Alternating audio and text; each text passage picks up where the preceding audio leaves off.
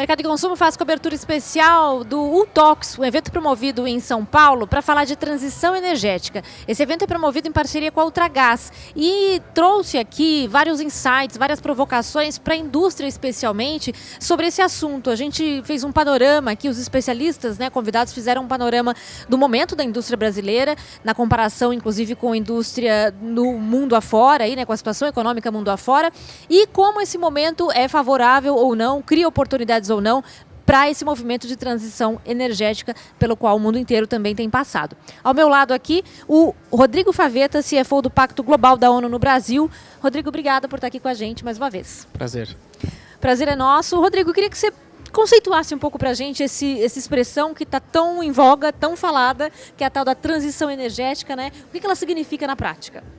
A transição energética, ela nada mais é do que a migração das fontes de energia de uma determinada região, um país, até do mundo a gente pode falar, para fontes mais limpas, com menos emissão de carbono equivalente, dadas as preocupações com meio ambiente, clima, aquecimento global. Então, basicamente, quando você tem uma fonte muito poluente, vamos pegar aqui o exemplo de queima de carvão, você tem emissão de CO2 equivalente alta, então o mundo se preocupa em trocar essa fonte de energia por outras fontes mais limpas, algumas até que obviamente vão emitir o carbono, mas vão emitir bem menos carbono. Então, é mais ou menos essa o sentido. E esse, apesar de ser um buzzword, uma expressão da moda aí, é um assunto que vem sendo tratado já há algum tempo.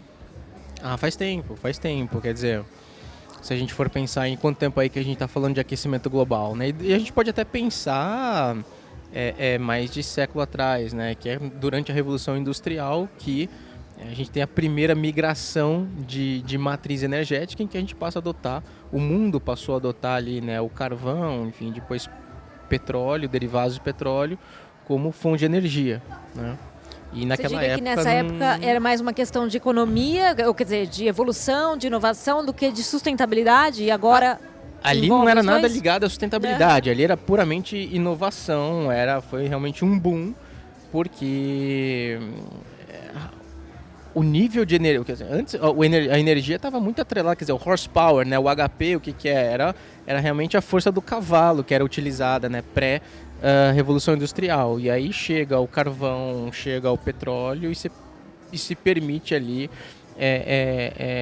novas tecnologias, como, trens, movidos ali a carvão, e tantas outras veículos, etc. Então, aquela questão da evolução, como você falou, da revolução. Foi uma evolução brutal. À época não se imaginava que a queima desses combustíveis fosse impactar tão negativamente o planeta. Então, e hoje você acha que as empresas, as indústrias, vocês mesmo no pacto que se envolvem ali, com indústrias de diferentes segmentos, vocês veem essa preocupação ambiental forte nas empresas, mais por uma questão de negócio, mais por uma questão de cumprimento de regras, estar aí atento a metas globais de energia limpa e tudo mais? Como é que você vê? Mais negócio ou mais sustentabilidade, ou os dois? Eu acho que as coisas caminham muito juntas, viu? Eu acho que as empresas que estão dando atenção à sustentabilidade, elas já enxergaram que sustentabilidade caminha junto com rentabilidade, Às vezes não é imediato, mas se você tem uma visão ali de longo prazo, que é onde está a maior parte do valuation de uma empresa tipicamente, está na perpetuidade. Então, você tem as empresas mais conscientes que já perceberam isso, que já perceberam esse valor da sustentabilidade no negócio. Então, e elas, obviamente, vêm trabalhando ações sustentáveis, não só em questões de meio ambiente, mas, em termos de trabalho, de direitos humanos, os direitos humanos em empresas, que, é um tema aí que tá super quente, está super na moda, muito em razão também de novas demandas regulatórias vindas da União Europeia. Então, são N frentes, inclusive governança, As frentes de anticorrupção e governança que são cada vez mais demandadas. Sim, e até em última instância do comportamento do consumidor final, que está mais preocupado com essas questões também, está mais atento, Não tenha dúvida, pega o jovem hoje, o jovem adolescente, que é está entrando aqui no mercado de consumo, né? Uhum. Mas essa pessoa vai certamente se tornar um heavy user, né? Um consumidor pesado lá na frente, né? É esse público que vai ditar aqui as normas de consumo daqui a algumas décadas. E de novo, se você visualiza ali o longo prazo, você tem que considerar o que esse público pensa. Uhum. Então, tipicamente, né, o jovem hoje ele está extremamente preocupado e ele topa pagar mais por um Sim. produto que seja mais sustentável, que esteja agredindo mesmo, que não agrida o meio ambiente, né? Então isso é uma tendência de marketing, né? De mercado, de mercadológico mesmo. Sim, E até que de tem que questões ser sociais, né? Se for pensar empresas que... E já tivemos aí escândalos de empresas que trabalho escravo, por exemplo, né? Quando o consumidor final fica sabendo disso, boicota a marca, por exemplo, né? As empresas não estavam acostumadas a essa situação antes, né? Não tenha dúvida, né? A gente observa mais e mais empresas sendo canceladas, às vezes até por muito menos. Exato. Né? Então, esse rigor no comportamento, na atitude, né?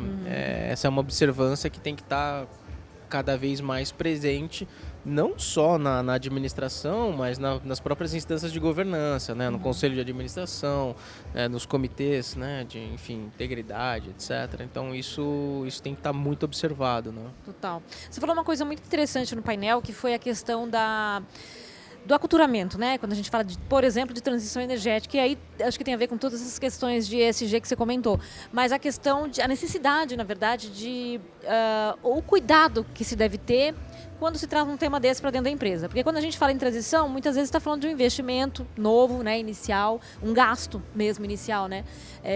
E aí, para você conseguir levar isso de forma efetiva para dentro da empresa, você tem que convencer ali diversas pessoas que estão inseridas, e você falou da questão do papel da liderança nesse sentido, né? De que aquilo é um caminho, de que esse é um caminho sem volta, né? Como é que você vê esse processo hoje?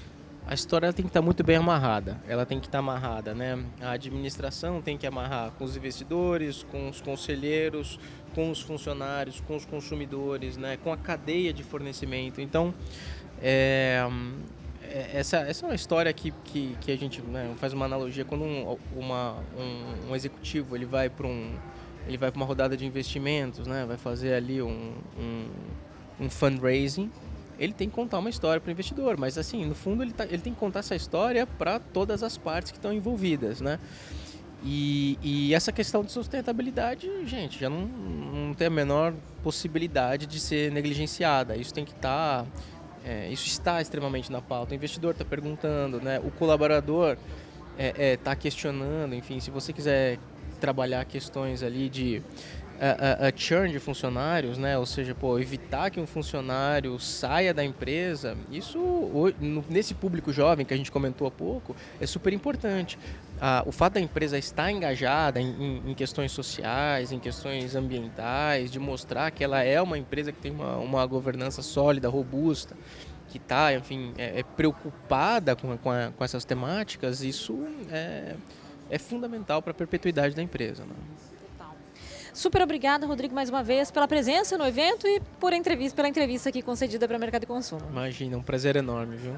Prazer é nosso, e a gente faz a cobertura aí especial desse evento e continua falando de transição energética, porque, como a gente diz aqui, como o próprio Rodrigo Faveta disse, né, é um assunto que não podemos ignorar, as empresas não podem ignorar, a sociedade não ignora, e além desse evento, a gente faz coberturas, reportagens no nosso portal mercadoconsumo.com.br, na internet, nas redes sociais, enfim, onde você quiser saber de notícias sobre esse e outros assuntos ligados a consumo, a varejo de maneira geral, na Mercado e Consumo você encontra.